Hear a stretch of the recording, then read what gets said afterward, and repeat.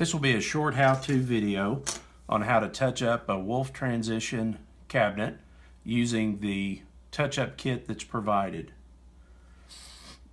The first thing we want to do is open the kit up and take the items out that we're going to be using. We have a paint pen touch-up marker. We have a brush cap bottle that has the clear top coat. We have the fill stick. And we have an abrasive pad. And these are the items we're going to use to repair this small nick in the edge, this gouge, and this wear through on the paint.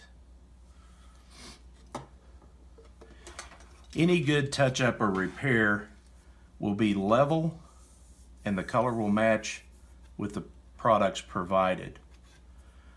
The first thing we want to do is make sure that the area is level, that we don't have any splinters sticking up, and if we do, we'll come in and trim those away carefully so that we can get a nice level repair. We'll start with the fill stick.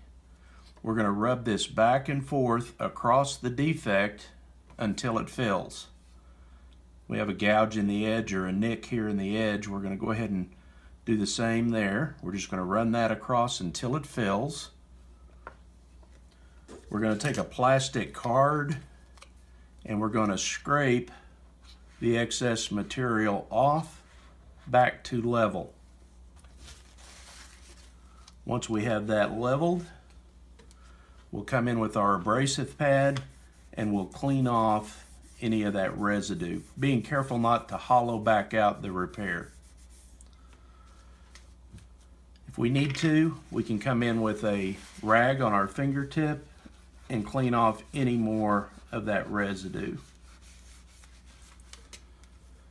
The next step will be to add color to the surface. The marker comes with a rattle ball inside it, much like an aerosol paint can, and so we're going to mix that paint thoroughly before we try to use the marker. We're going to take a small piece of cardboard. We're going to open the marker.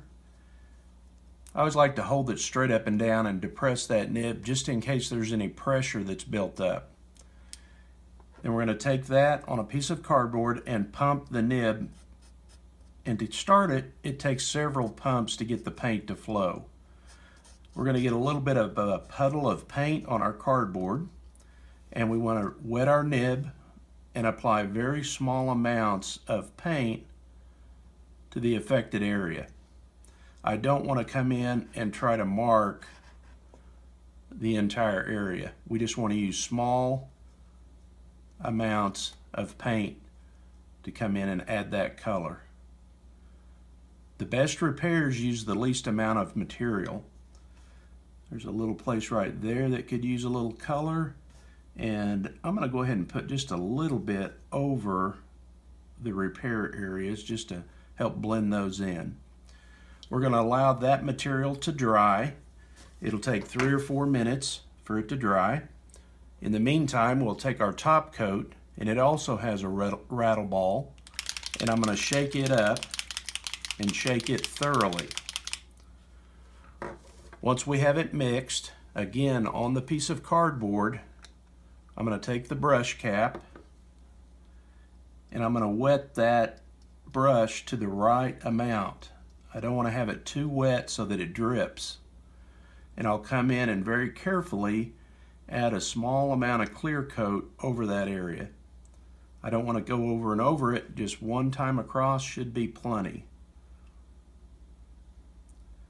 Now it's going to look a little bit shiny like it's wet. As it dries, it will dull down to match your existing sheen. We do need to keep all of these products out of the reach of children. I like to keep them in a cool, dry place so they'll last. Make sure you have the caps back on good and that we store them properly in a cool, dry place out of the reach of children. And that will take care of most minor repairs.